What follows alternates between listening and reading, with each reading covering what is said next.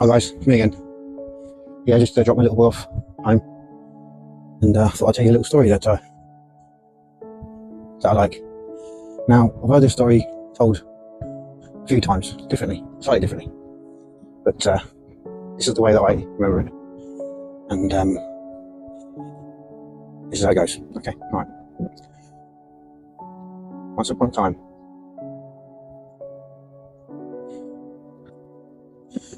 time, there was a beautiful garden.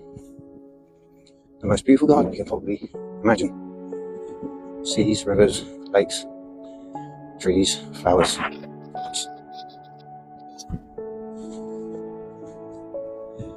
Trees, flowers, plants, animals.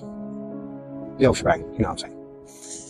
And cut a long story short, in this garden, there was also the sun and the moon. Now, the sun and the moon would never see each other. Now, the sun was beautiful, radiantly gold hair, and shone as far as the eye could see. Everybody loved it when the sun was out. Everybody loved the sun. When the sun got tired, she rested her head, and that's when the moon would come out. Now, the moon wasn't as bright as the sun. Not a lot of people liked the moon, because when the moon was out, it left shadows in certain areas, and people got scared of these areas that weren't lit by the moon's light. Now, one day, when the moon was out, there was an enormous storm, thunder, lightning, the whole lot, so loud that it woke the sun from her slumber. When she woke, the first time the sun and the moon met, the sun looked at them, the moon looked at the sun, both looking at each other, with as if two strangers first meeting. Now, it wasn't too long before the moon had fallen in love with the sun, but the sun didn't feel the same way. How could she love or be attracted to a lesser light? But anyway, the moon decided to try and win the sun's heart. So first of all, the moon said, "What's this? Look what I can do. I can control the seas, bringing them in and out from the shores, causing waves." The sun looked upon this, she wasn't very impressed. So the moon thought of another thing. He said, "Well, what's this then? Look at me, I can change shape, disappear, still produce enough light for all to see." So the moon went from full moon to half moon to quarter moon, until he was gone completely. After he was gone, the sun still wasn't impressed. So the moon felt really sad. So what he did was, he thought of another thing.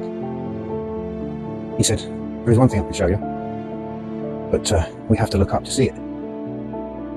So follow me to the earth, and I will show you." With that, the sun nodded, and they both went into animal forms on the planet. The sun took the form of a wolf, and the moon took the form of a hawk. The moon, in its hawk form, flew above the head of the wolf and said, "Look up here. Gaze upon the sky as I show you 1,000,000 lights." So the sun, in the wolf form, looked up at these lights. She was blown away. They were more beautiful than she could possibly imagine. She fell in love. But upon this, the moon looked upon her. They could see that she looked upon these lights with adoring love. An adoring love that she could never feel for him. And then he was heartbroken. A spite of jealousy came over him, and he says to the sun, he says, "Oh, that's enough of that for now," as he shot back up into the sky and took his natural moon form. But even his dimmer light was bright enough to prevent the sun in her wolf form from seeing the stars. And what she did He looked into the sky and begged, "Please let me see the stars one last time. For this I will give you myself. I will be all yours." But it was too late, because the moon could see that the sun could love no other as much as she loves the look of the stars. And so the moon says, "I now know what it is of you, and because of your love for the stars, you can never be mine, and I can never be yours, and neither can the stars." With that, a tear fell from the moon's face onto the head of the sun in her form, and this tear became a curse upon the sun, that she would never see the stars again. And the legend has it that on some nights, on a full moon, you can hear a wolf howling at the moon. Some say that's the sun in her wolf form, begging the moon to show her the stars one last time. I hope you like my story, guys. And for your information, this story has got nothing to do with wolves, got nothing to do with hawks, and it's got absolutely nothing to do with the sun and the moon. Speak to you soon, guys. A little bit of food for thought.